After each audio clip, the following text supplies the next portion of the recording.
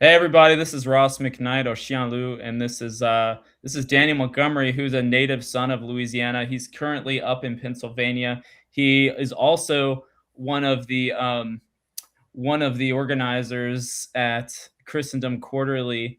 Has a beautiful wife and family, and is an overall solid gentleman. If you know the Montgomery family in Louisiana, you know they're all very solid.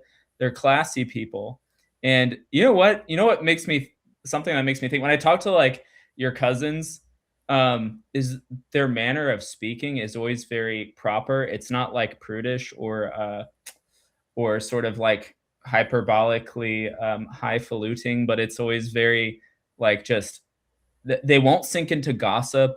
They won't sink into slang. They'll always just speak very straightforwardly. So anyway, that's the Montgomery family, and Daniel's a product thereof. I'm the barbarian side of the family, Yeah, unfortunately. Daniel actually is the type of guy that would launch a spear at you. If you were his friend, he would throw a spear at you. That's how he relates with friends. So Male bonding, yeah, male bonding. toxic masculinity Yes, on lots of demand, as much toxicity as possible. So I'm maximum. really I'm really happy Daniel's here because I don't know if some of y'all probably saw um, the article Christendom Quarterly put out was called The Daniel Wilson parish that about the you parish you hate hate hates hates you. you. The parish you hate hates you. Daniel, tell us a little bit about the article, like to get us rolling, because what we're going to talk about tonight is the complacent Catholic male, and this is a perfect breaking off point. So Daniel, tell us about the article and the genesis of the article, and kind of what happened with interactions that people had with Christendom Quarterly, different entities that were responding to the article. Tell us about that.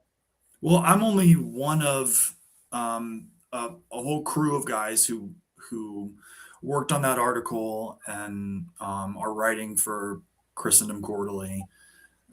So I'm just one of the guys.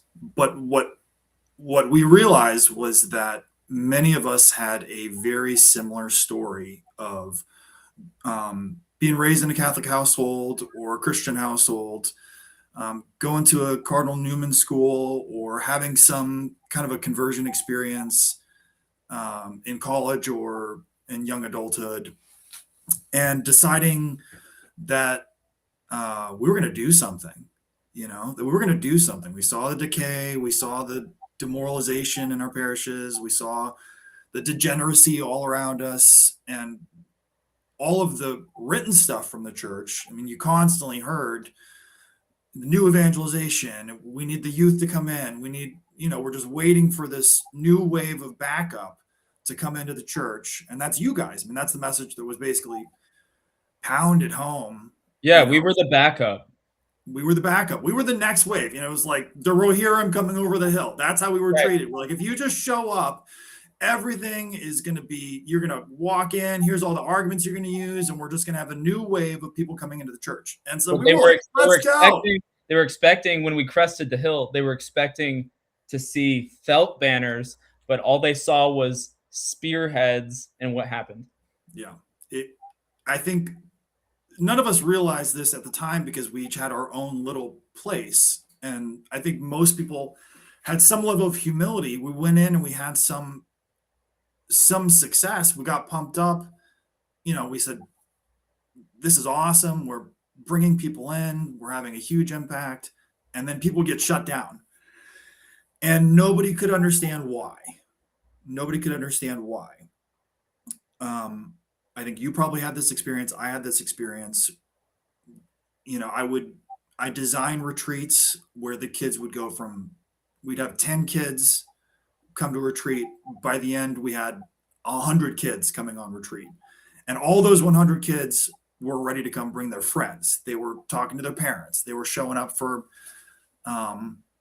whatever event we asked. I mean, they were just lit on fire, and it would get shut down. And we didn't really have an explanation for why. Yeah, like Nobody. what's the end game? What's the objective?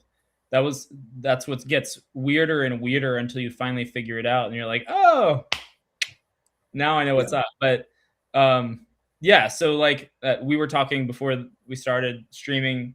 I had a similar experience on a smaller, much lower level, but it's like right, like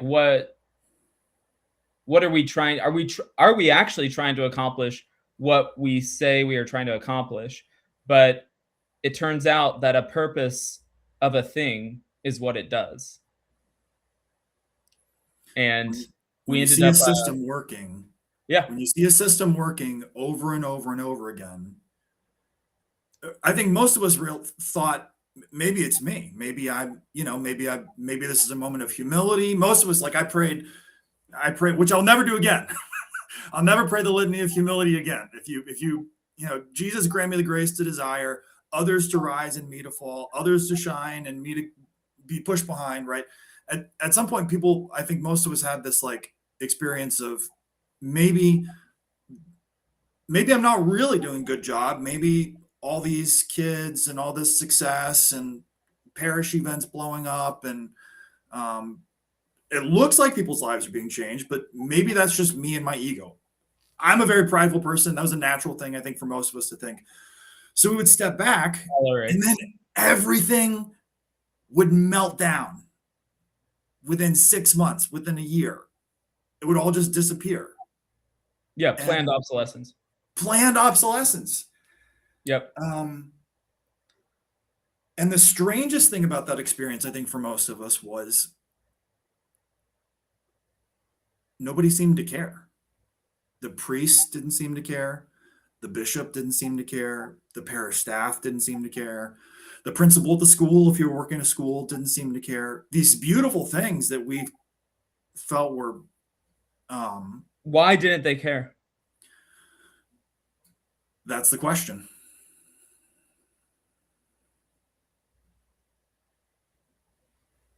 It is the big question. I think it's worth actually just having that awkward silence. Yes, because I think at the end of the day, right, it's like the mystery of evil, right? Yeah. Is there isn't an answer for that question. So you can sit there and ponder it as long as you want, and you will find efficient causes, right? But you will not find that there's some kind of ultimate architecture. There's not an ultimate architecture. At the end of the day, evil is banal, right? So it's all banal. It's all banality. It's all reducible to base pleasures of certain individuals, right? But it's not. There isn't an architecture. The It's not a architecture big is merely conspiracy. pride and self-interest. Yeah, it is a conspiracy, but it is literally a conspiracy about nothing. Yep. Yeah.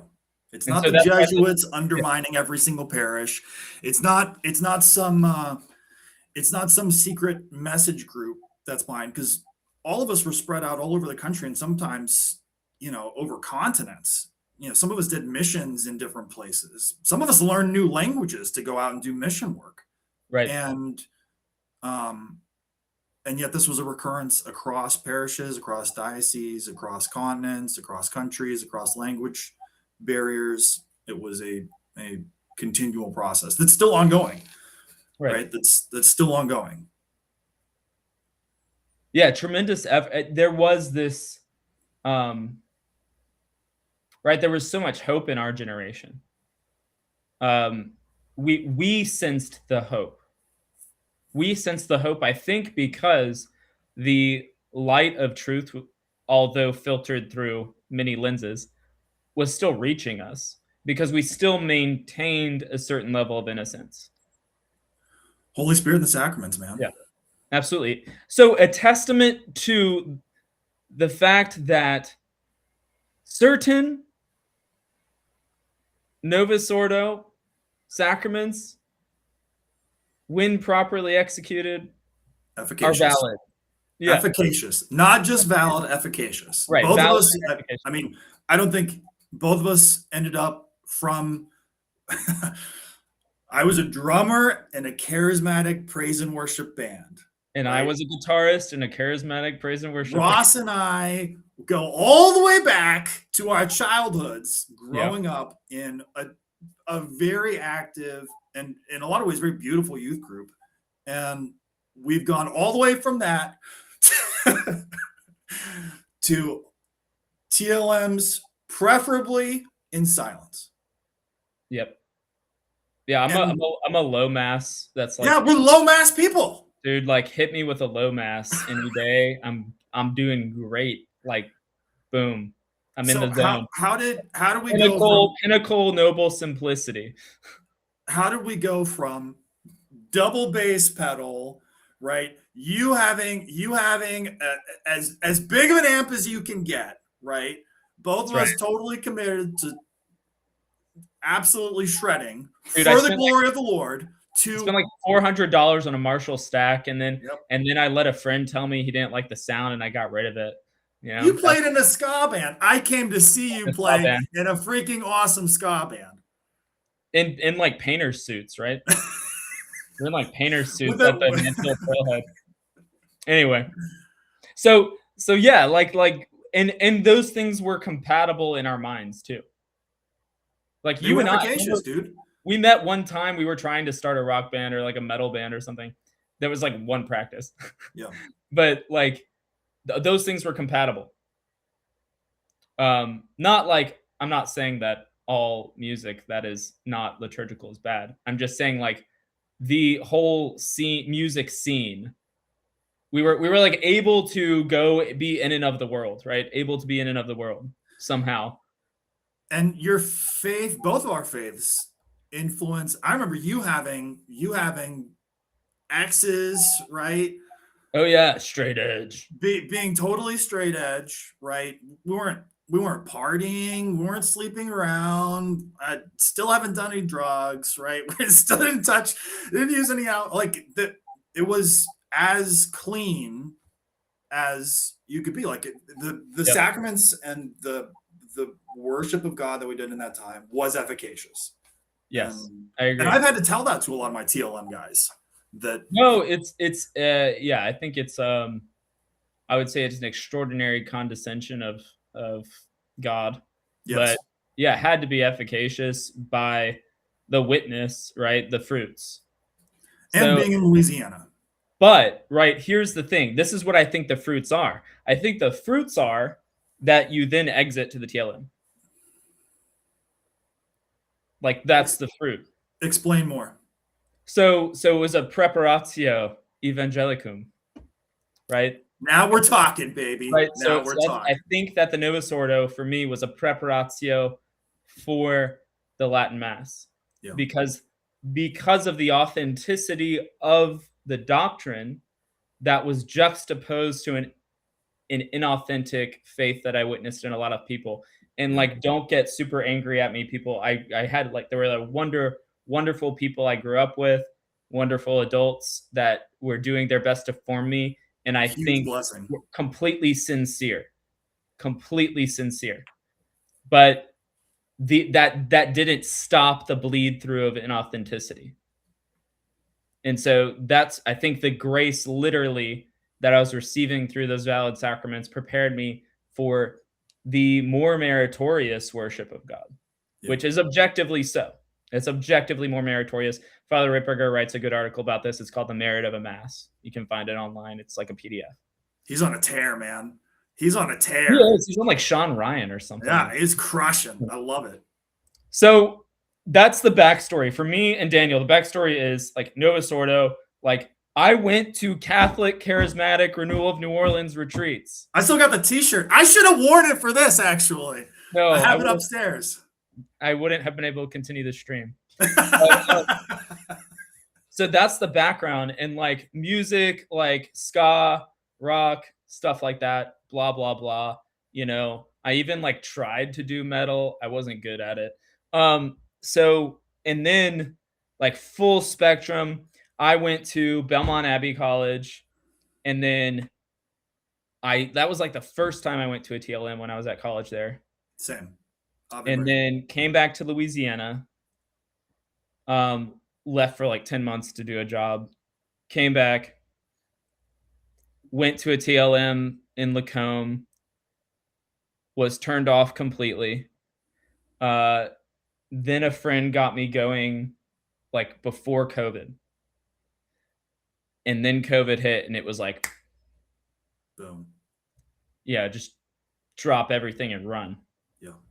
So That's the backstory. So what we have learned is what we never learned. And that's like there's a rediscovery period. When you hit the TLM, lex orandi, lex credendi, it just hits you like a brick wall. Like you are going like night and day. There is just a switch flips. It's not just a preference. It's not just the Mass in Latin. It's completely different. You hit that, you go to the Latin Mass. Now you're like, okay, what's the Catholic faith again? Because lex orandi, lex credendi. It's just how it works. That's And how it so, goes. so Catholic social doctrine, for instance, we grew up, we're going to distinguish between two terms, Catholic social teaching and Catholic social doctrine, which technically mean exactly the same thing. For But, sure. but Catholic social teaching in the post Vatican II church is like, be all chill with everybody else. Church of Nice. Church of Nice, bro. Plant Church of trees, Nice. hug people, be pro-life and all that, but just false charity everything up as much as you can. Like, just be nice. Catholic social doctrine, you were never taught. Me too, Daniel, you didn't learn any of it. You don't know what it is. You've never heard, or you had never heard, if you go to the TLM now and you started studying your own and learning that there were actually documents written before 1962 by the magisterium. Yeah, like Theodore Herzl and Pius X, all that. Anyway, so that stuff actually happened. Catholic social doctrine developed in the Middle Ages. Well, obviously developed from the time of the apostles, but Middle Ages is like hardcore Catholic social doctrine, period. St. Louis the Ninth is basically like pinnacle of Christendom, Catholic social doctrine in action. He's got royal inquisitors working at the same time that the ecclesiastical inquisitors are working, right? So there's this total wielding of the two swords of the church, spiritual and temporal. There's no church and state, doesn't Whoa, exist. whoa, whoa, whoa, whoa, whoa, whoa. Whoa, you're telling me that a Catholic had power and exercised it Yes, to enforce a moral code in his country? Is that what you're telling me? that's what I'm telling you, Daniel. That sounds like that's what you're saying, but that doesn't sound very nice. It doesn't sound very nice. So basically, what we are going to pose to you is that given the number of Catholics in Louisiana and given their collective wealth, we are actually morally culpable for the fact that we don't own every political office in the state right now. Morally culpable. And not morally culpable because Ross and Monty say so. Morally culpable because the church has always taught that, and they didn't make it up. It came from our Lord, from Scripture, and has been there from the beginning. That if God gives you something, if he gives you, say, birth in America in the 20th century, right? A beautiful family, a loving culture, a high income, a rich income relative to the rest of the world, God's asking for something from you. He's not doing that for your comfort. He's not doing that for your pleasure and your ego. He's doing that as a gift, as a talent that he's giving to you to use for good and against evil. And that second part is the part that's usually missing, right? It's not just for like the protection of your family, for raising good children, to be a source of like light virtue in your family. It's to destroy evil, right? To protect all those in your vicinity. And that's been completely lost. Daniel, I think we just need to let go and let God. So I'll end the stream if you keep doing that. How many times are you hearing, like, even regarding the state of the church, the crisis in the church, right? Which is real. It's happening right now, worse than Arianism right now. Sorry, like if you don't get that, you just have to, you need to, you're going to at the end of the stream. So worse than the Arian crisis right now in the church. You know, I think what God is really calling me to do right now is just to suffer well in humility, in silence. Keep your mouth shut. Don't commit a mortal sin. Die. Go to heaven. Yeah, you're going to hell. No, maybe, but so yeah, right. So being quiet and suffering well, those don't necessarily go hand in hand. Sometimes the most suffering is going to come upon you when you speak out. That's when it's going to hit, because your reputation is going to take a hit. The people that you love and care about are going to turn on you, and the hierarchs, which before you saw as your fathers and to those to whom which you would love to submit and be obedient, are also going to turn on you. Facts. And then you're a pariah to everyone. Yeah. That is what's good. So that is the desert of the temporal sword, which the laity are supposed to wield. So in the same way that a monk or a friar, right, does prayer and penance and dedicates his entire life to this suffering and this prayer and this penance for the sake of your soul and for all sinners in the world, the layman has duties outside of the household that will bring upon him limitless suffering and penance. So it isn't a get out of jail free card when you get married, as far as like, by analogy, the religious life, right? Yeah. It is not a get out of jail free card. You don't like just go to mass on Sundays. You don't just get to raise your kids well. Like you can't just raise your kids well, educate them, get them baptized, confirmed, all those things. No, you have to go and die in the world. I think a lot of people really, they've heard that from the pulpit, from the classroom. Every Catholic funeral is basically eulogy about this person being a saint. And so I think we're going to have to make a repeated emphasis on this over the course of a big chunk of our lifetime, that what God gives you, you are required to use for his glory.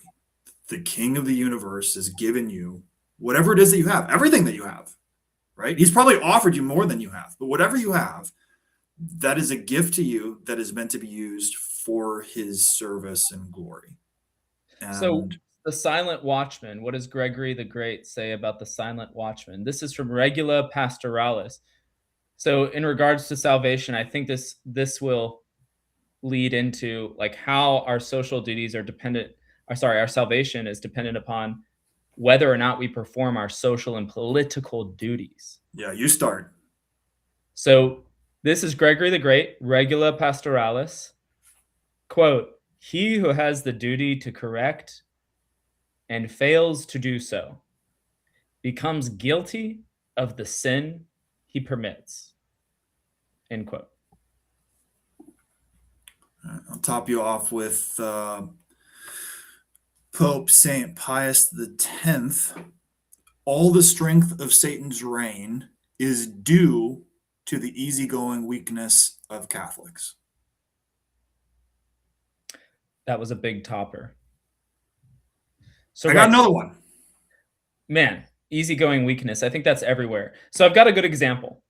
So we have right now, La Nouvelle Vendée has a petition going around to be signed for the governor, who's a Catholic, to declare something that already exists, which is to make it official in Louisiana, though, that June is the month of the Sacred Heart. Yeah. Now we have like 300, 400,000 people who claim that they're Catholic in Louisiana, which means we have 100, 150,000 practicing Catholics.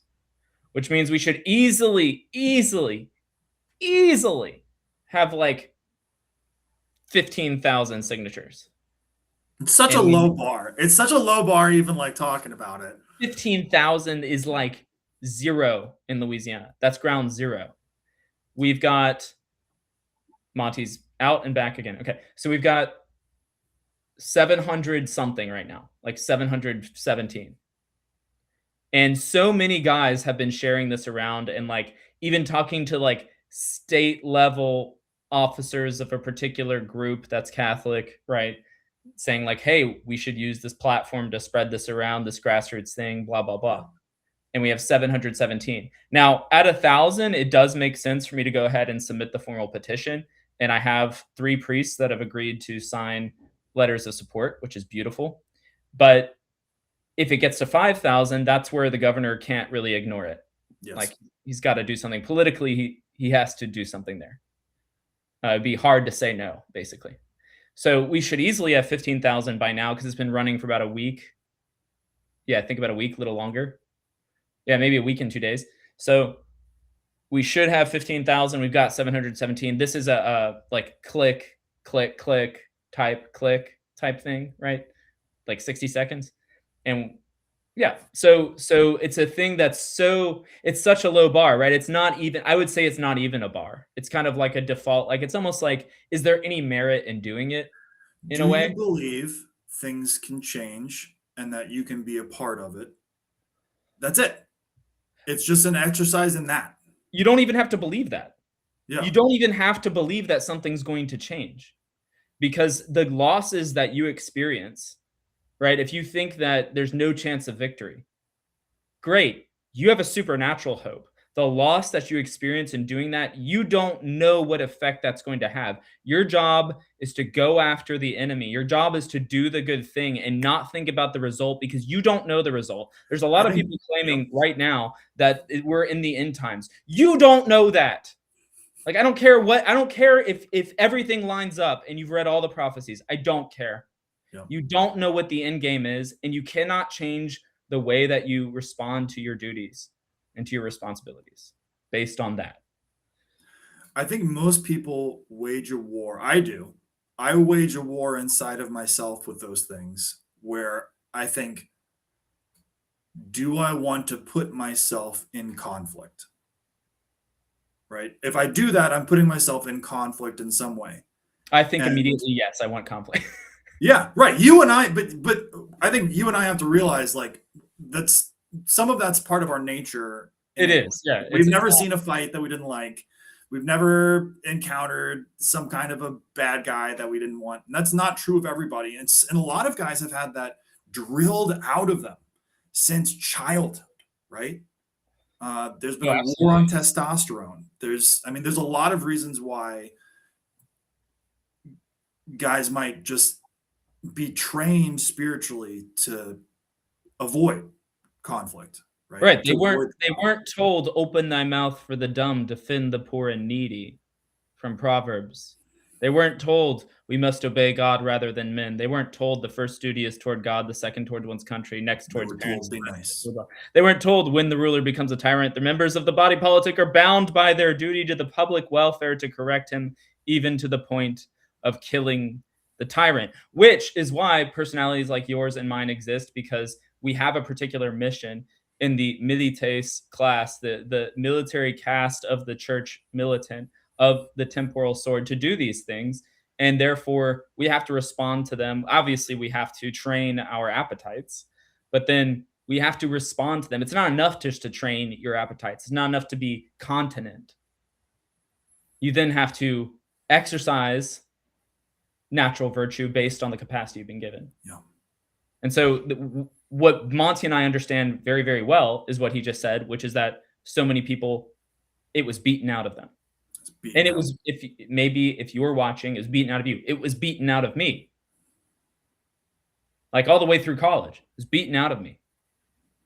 And so I didn't know what to do with my desire to sing as I slay.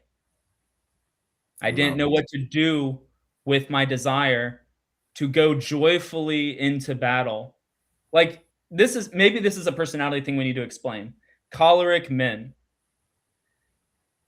when we want to, like, okay, choleric men want to kill something. Okay, we'll just put it that way. We want to kill something. When we kill the evil thing, that's what we want to do.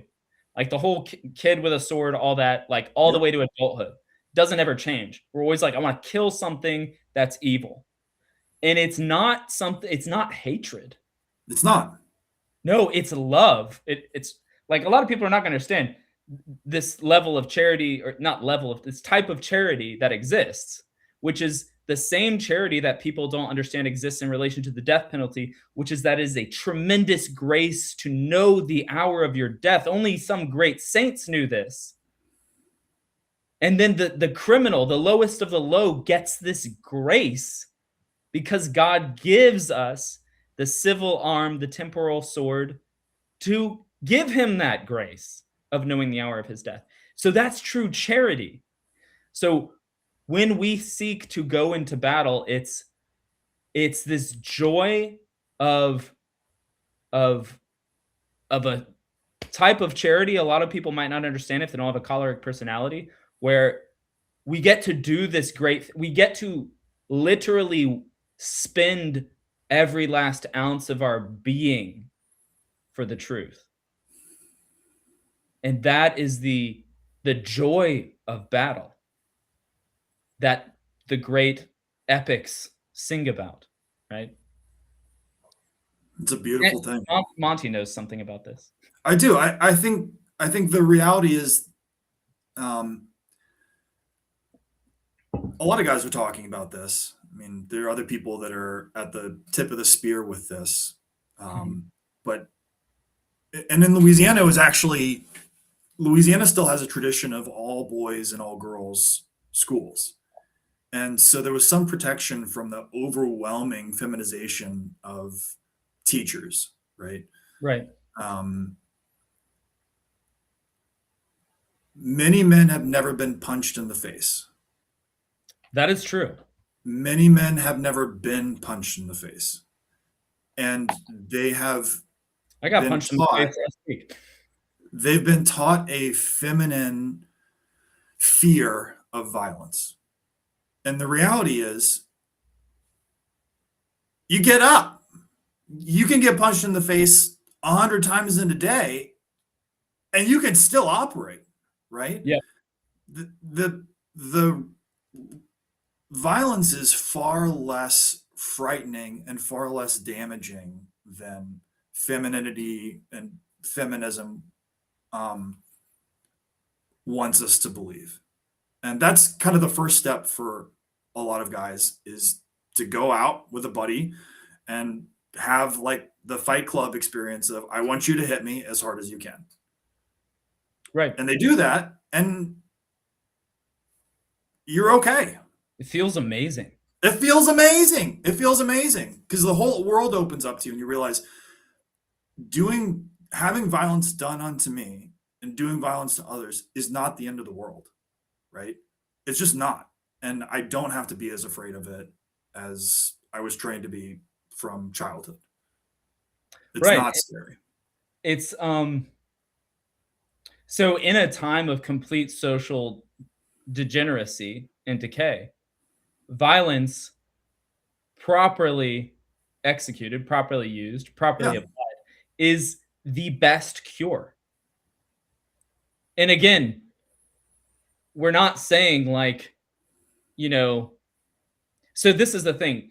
Toxic masculinity, it's kind of like when people ironically praise Hitler, right? It's not because they think Hitler was the best guy in the world. It's a reactionary thing. It's an ironic reactionary statement. I would have known you would have gone straight to like the most ridiculous, like, let's go all the way to the cutting edge, Going the all the very way to bleeding Hitler. edge of what's happening. Going all the way to Hitler. So when people like the white monster thing, right? Yeah. White monster, Hitler, all of that. Those people don't think Hitler was the best dude in the world. It's nothing to do with that. They don't think he's a saint. It's nothing to do with that.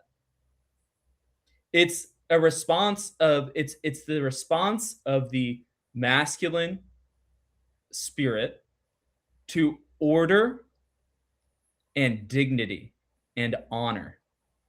And anything that represents order and dignity and honor is what the masculine spirit will respond to. So when we're talking about violence, we're not talking about wrath, rage, and genocide. It's not gore. It's not gore. We're talking about the cure to social ills, a cure for social ills. Again, like the death penalty. Without which there cannot be any social order, without which there cannot be any hierarchy, without which there can be no protection of the innocent, without which there can be no society.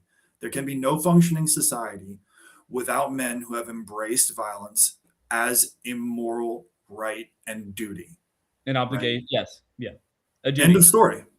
And most men know that, and yet they've never really had violence exercised on them, and they never exercise violence on another. Right.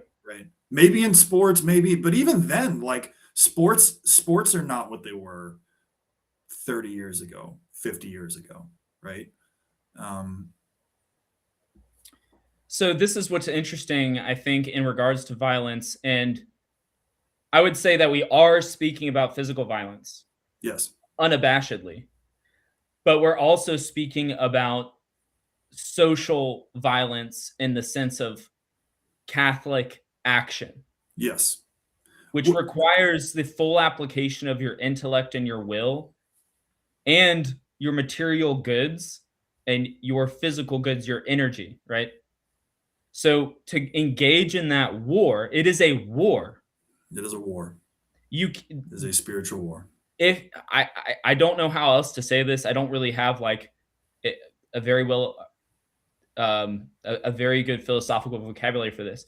But basically, if you are doing your devotions and you're going to mass on Sunday and you're raising your family in the faith, you're failing tremendously. Yeah. Because the church is 80% infiltrated with people who have an objective that has nothing to do with the propagation of the faith. So and they do not wish for your success. They do not wish for your community's success. They do not wish for your family's success. They tolerate certain amounts of it. But they're operating with a completely different objective in mind and a completely different plane than you. And whenever they interact with you, they're gaslighting, manipulating, and farming you. What they're mainly doing is they're farming you. Yeah. So it's like Animal Farm, I guess, in a way, right? So here's what John of Salisbury in Polycraticus says. When the prince commands things that are contrary to justice, he is not to be obeyed, for he is then not a prince, but a tyrant. He also says, some context. When the parish priest tells you, no, please don't get an argument with Susan from the parish council, you say, I'm sorry, Father, I'm going to get an argument with parish from the Susan council. Wow, that was a Freudian slip, but it is actually the Susan council and less the parish council. It's true. Yeah, right. That is what it is. Until the guy says, I'm not destroying her dignity, her God-given rights as a human being by saying, no, we're not doing this. We're going to do this instead. So what you're dealing with is hirelings, right? Gregory the Great. This is actually a term from Scripture, but this is Gregory the Great contextualizing it. He who I want to be there when you call Susan from the parish council a hireling, please. That would go viral, baby. We could make some money with that. I'd say a tremendous number of priests and bishops are just hirelings, right? That's true. Like I'm on Mel Gibson's track with that one. So Gregory the Great says, he who has the title of shepherd but does not feed the flock is a hireling. And what we were talking about earlier when we talk about kind of the world we grew up in was, now before we got on the stream, Daniel and I were talking about how we grew up with this old Irish priest who was like the last of the old guard. Beautiful, and he was amazing, right? But this also applies. He who has the title of shepherd but does not feed the flock is a hireling. okay, which is a term from Scripture. Now, everyone will resonate with this. Well, maybe not everyone, but many people. This is Bernard of Clairvaux. Nothing is more notorious than the corruption of the Roman court. Interesting, given the last two papacies. Um, okay, Tom. Last one before we discuss, but Thomas Aquinas, Summa Theologica. Okay, this is if the faith were endangered, a subject ought to rebuke his prelate, even publicly. You mean So, like Daniel, St. is the Paul faith endangered criticizing right now? Peter, maybe? That happened. Yeah. Yeah. Interesting. Yep, he was Very interesting. he was the Pope. All Yeah, this so stuff, all this stuff is straight from the beginning. Right from the beginning, the church practiced all this. Right from the beginning. if you don't have the faith, you don't have the faith. Yeah. Like, this is the thing. You have to distinguish between the office and the person, or what we call the officium or the munus, which people remember from Benedict's strange abdication, right? Munus and officium, that whole kerfuffle, that whole boondoggle with the language he was using. Um, distinguish between that, the office of the Petrine see, right? And the person, the persona privata, right? So if the Pope says that I'm abrogating the traditional Latin Mass, that's not even possible. Okay. You just want to go in every single rabbit hole possible. You know how much restraint I'm showing as you're bringing up stuff? I'm like, nope, I'm going to let Ross is in charge. We're going to go where Ross wants to go. Okay. You're just dangling stuff out there, just I can go begging less me. hardcore. I mean, I don't know. I can only other thing I can think of is something stupid. Like, oh, here's something stupid. Okay, if the Pope says, "Hey, we are not blessing this bicycle. We're just blessing the two wheels separately," right? But it's clearly a bicycle. You might have to say, "Well, that's actually a bicycle," right? So, anyway. No. So basically gay marriage, right? So if we're gonna go and say, oh yeah, we're not blessing the gay couple. We're just there's one guy here and one guy over here, and we're just blessing them both. You know, they just happen to be together in the same room, that sort of thing. It's just real big coincidence. So you can't, right? That the office of Saint Peter, right? The first see, that's outside it is bound by it itself, right? The purpose of the office is to promulgate and protect the faith, and so you can't obey Yeah. that person because you're obeying the office, you're obeying the papacy. You are in fact obeying the person because that person has a duty to his office.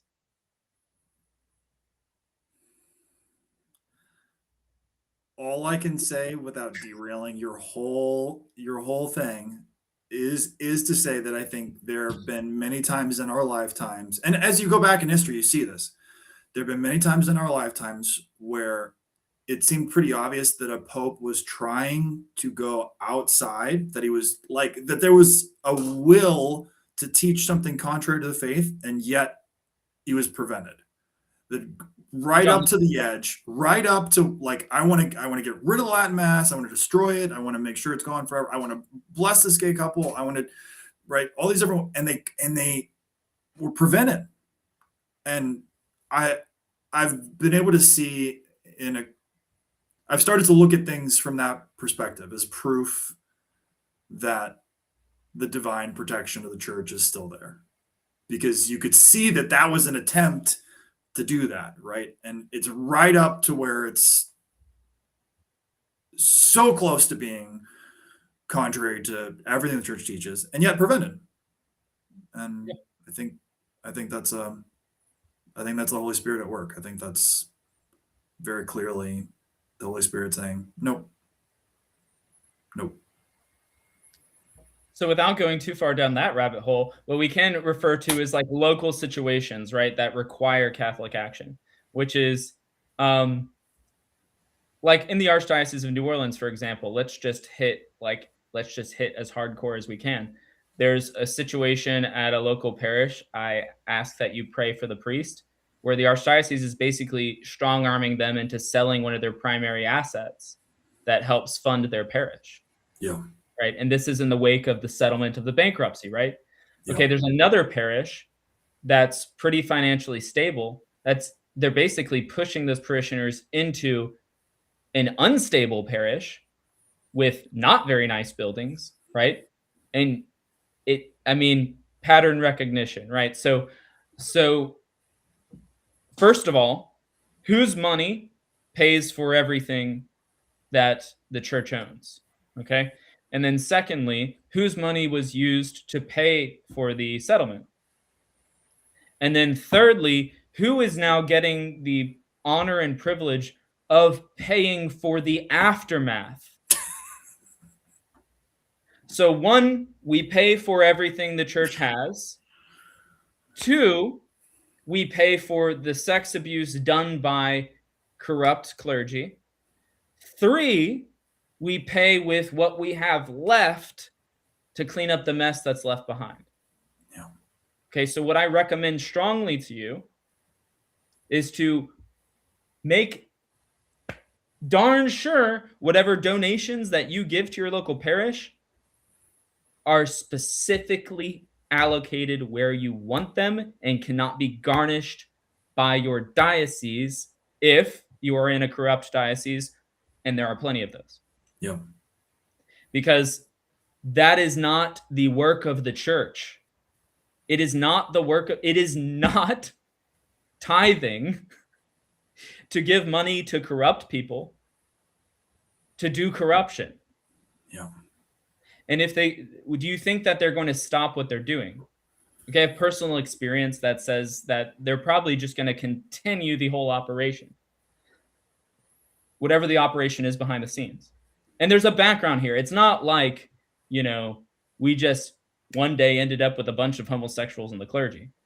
Yeah. That's not how it happened. This has been ongoing for like a century. Yeah. It's a diabolical plan that was well executed. Very well executed. And so now this is why I have a lot of compassion for people who know nothing about social doctrine, right? Which is essentially that you have a duty outside of your family to rectify society, to bring about a Christian social order. And we'll talk more about how you can do that. Right? I have a lot of compassion for you because I was there and am still there in many ways, and a compassion for everyone who was never even taught this. Because you have a beautiful predisposition towards obedience. It's not something that's not praiseworthy. It's laudable. It's very praiseworthy. You have a beautiful predisposition towards obedience that you get from the doctrine of the church. The problem is the good people who codified that doctrine are a significant minority in the current hierarchy and clergy. And the rest of them who have a fatal vice and who are predominantly in power are now utilizing that as a tool. They're utilizing your predisposition towards obedience, your beautiful, honorable predisposition towards obedience, to manipulate, gaslight, and basically rob you blind. And it's not just you, it's in effect future generations. Yes. That's and I think that's one of the things that men need to understand. If it's just about you, right? Even if you accept I have responsibility, my salvation's at risk, work out your salvation with fear and trembling. There's something inside a man that is more willing to fight a monster if he knows the little people behind him, the innocents behind him, right? The future generations are going to be robbed, injured, hurt, maimed, and they have been spiritually maimed. They have been spiritually injured, right? by the failure, our elders' failure, our failure, to stand up against all this stuff, to come out swinging, to come out and fight in obedience to God, right? To put obedience to God ahead of obedience to whoever is in the person of the pastorage or whoever has the bishopric, right? That your obedience to God is above those temporary personality differences. Yeah, And if anything they ask you to do now, of course, that's not a sin. You go do it. But that is unfortunately, we're talking about a broad scale issue that has to be addressed head on now. You yeah, can't sit in the pew and go about your life like everyone else. You can't do it. I don't know. Maybe your salvation's in danger there because you have a duty to address these social ills specifically for those children that you're trying to raise well, which is why it's not sufficient merely to raise your children well. yeah, Part of raising them well is preparing a place for them. In fact, it's Catholic doctrine that a man, I got to find the quote, man, I got to find the quote. A man has a duty to provide a living for his children. Like he's that supposed to makes sense. That store just up seems a like legacy, natural law, even more than social doctrine. which was completely abandoned by baby boomers. I'm sorry. Like Yeah, for the most part, my parents not included, but you know, I think they're working on that pretty well. you So have great parents. I I have will great, not hear any bad mouthing of I the have the great greatest. McKnights. Not a Oh, word. my Not parents. a word. My father is probably the best man walking the earth. He is a great man. Your mother's a great woman. You're So lucky, So blessed. right, I'm lucky and blessed, and you're not, and I'm sorry. But No, I mean, I was. No, I was. I'm just saying. I'm no, not I'm not gonna. talking about you. I'm saying you in general, people, because I Yes, I used to work in the financial sector, and I remember having a conversation with someone. They were a baby boomer, and it's they literally said, "I've given everything to my children, and I'm not going to give them anything else." And I said, "So you want your last check to bounce?" And he said, "Yes." yeah. And like that's what Dude, if we're we're gonna doing. do a whole thing on the boomers, it's gonna have to be a whole new episode. New Okay, it's episode. just gonna have to be. So if you don't want to end up like that morally and spiritually, there Yes. are things that you need to do. And uh, in our pastors, like here's the thing, we do have good priests. I've met them. I know them. Like And I might know them. once you do, man, is it powerful to meet a strong priest, to meet a holy Yeah. priest. Now, one of the problems though is we have strong holy priests who are outspoken. What happens to them? They get their heads Destroyed. chopped off. Right. So, but this is the thing. All of the good priests I know, you need to get your heads chopped off. Because if I got to stick my neck out, you should be sticking yours out further. Yeah. Um, Back to Gregory the Great, the pastor who fears to speak the truth is a silent dog, he says. Or the shepherd who does not correct sin is responsible for the death of the sinner. Because, according to Aquinas, fraternal correction is a precept of charity. So if we have priests out there who are really solid, but they're afraid to do certain things that are more publicly visible. Yeah. And so, um, a good example of that, right, was we had some really good priests out there with La Nouvelle Vendée when we went out to the lakefront during the Pride Parade, prayed the Rosary. But, we also had priests that didn't come, right? We had another situation where we had to do a demonstration in a parish, and there was literally like we were within maybe a mile and a half from the parish church. And I think like one or two guys from that parish showed and no priest. Um, and we also so again like personal experience, we are organizing that first rally on the lakefront, Rosary Rally, during the Pride Parade. Get a call from the Archbishop and supporting us, and then when he finds out we're on the route, he withdraws his support. And then we had the local priest of that parish, right? The geographic boundaries of that parish, Yep. who didn't want us to be doing that, Yep. right? So this is what we're talking about. Is he now? Was that priest for all the rainbow madness? No, but he didn't want us to be doing that. Yep. And also, I'd say, back to like, what is the theme? Complacency. So the first year we had 75 guys out there. Second year we had 40-ish, 45. The first year in Lafayette, we had like 50 to 60 guys. Second year in Lafayette, like 14, 15 guys. Man, what a drop off. Okay. So easy to get discouraged in that situation. right. And when you think about the fact that people drove into Lafayette, Yeah. and Lafayette has the highest percentage of Catholics per capita, right? So this is what we're talking about, is abject failure in simple and easy things. That's something, for instance, you can do once a year that will bring about tremendous grace for society, for your family. Yeah. It's just once a year. So what do you think? I don't know. Maybe we'll kind of wrap up in the next 5 to 10 minutes with like, what are the most hard hitting, important tenets of social doctrine and the implications for the salvation of the layperson. I'm going to get practical, honestly. Let's do it.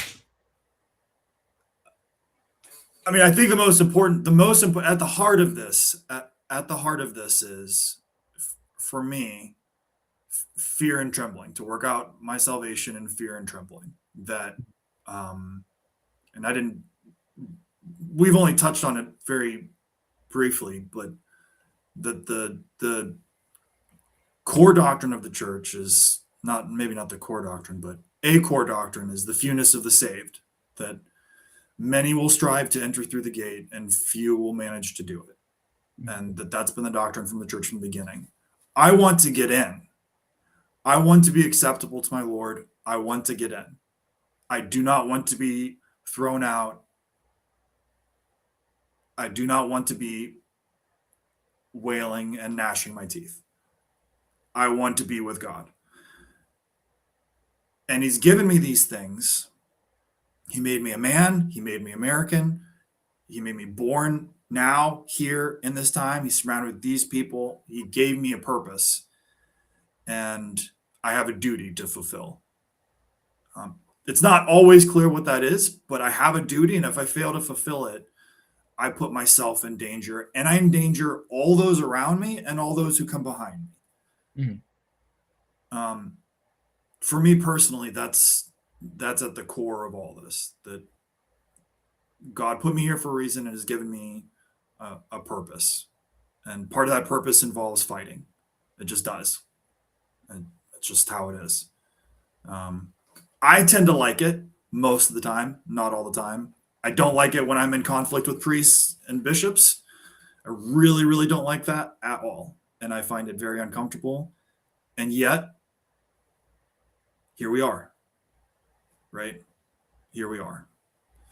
So, to get very practical with people, you're not going to get them to stand up for all these things unless they're accustomed to, well, I have found that I have not been able to get men of any age to be willing to stand up in a fight unless they've made a physical fight themselves, right? So we take guys out and we fight. We get them gloves and we put a mouth guard in and we just have a fight in the backyard.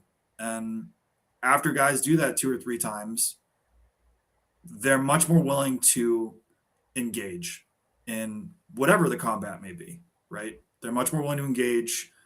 And it's just right back to the very beginning, the way we pray and the way we worship, the way we move our body in worship determines a lot about what happens in our spirit and what happens in mass. And we've known that forever. And the same is true in trying to train men up to understand what they're capable of and what it means to be in a fight. It's not that big of a deal at the end. It's really not. We're just not used to it, and we can become used to it. Um, and we need to become used to it. And it's fun. It's fun. You go out, you do some MMA, you do some UFC, you do some jujitsu, you do some boxing, right? You do some kickboxing, and you realize, oh, this is part of what I was made for. Oh, oh, this is what it. Okay, all right, I get it. Grace builds on nature. Grace builds on nature. And yeah, getting punched in the face, MMA boxing is definitely something highly recommended to every man because it's going to awaken in you more than you could possibly imagine, spiritually, physically, obviously, emotional control, right? Yes.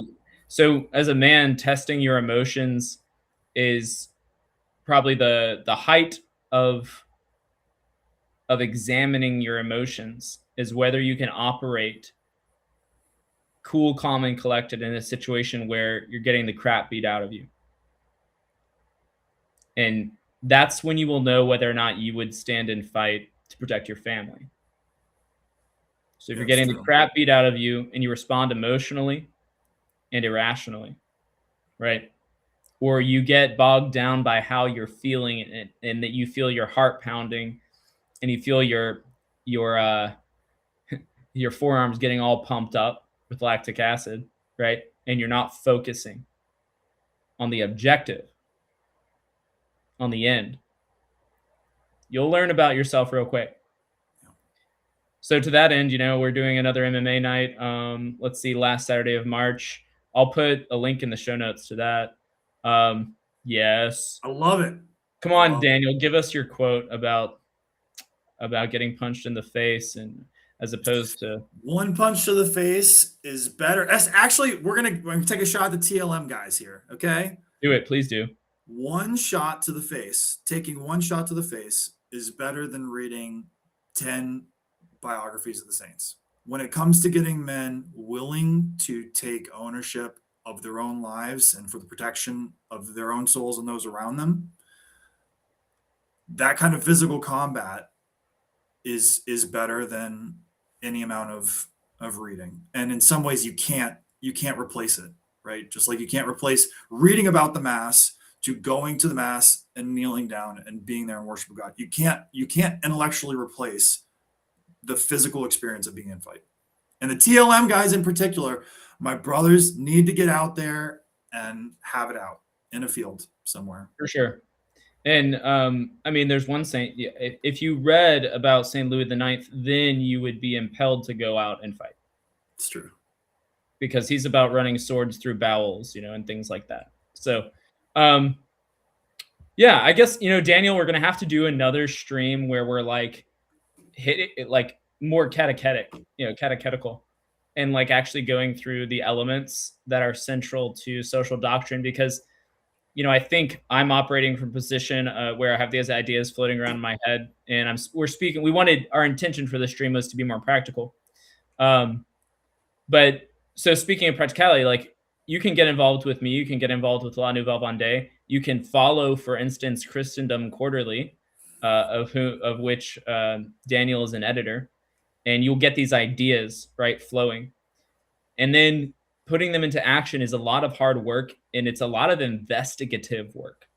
It's a lot of investigative work, and developing sources and finding information in obscure places, and I won't go into too much more detail there, but that is it's difficult and it's intellectual labor and it's very emotionally taxing, but it's a fitting sacrifice that you can offer to God and unify it with the sacrifice of the cross. How will you carry your cross as a lay person in society is by preparing a way for your children to get to heaven by creating a society that conduces to the salvation of their souls and isn't constantly inundating them with pornography in every form every day, any type of pornography, whether it's materialism, whether of course it's fleshly sins, fleshly desires, those types of images, things like that. whether it's just the way that people behave, right? The immodesty of behavior, for instance, in society. You have to pave the road. You can't just let them loose and send them to the wolves. So you and I, and all of us together, that's a way we can get to heaven if It's we up to strive. us. It's not going to happen organically. It's not going to sprout with the spring. It's You going to are happen. divine intervention. You That are is the what you divine are. intervention. Make it happen, brothers.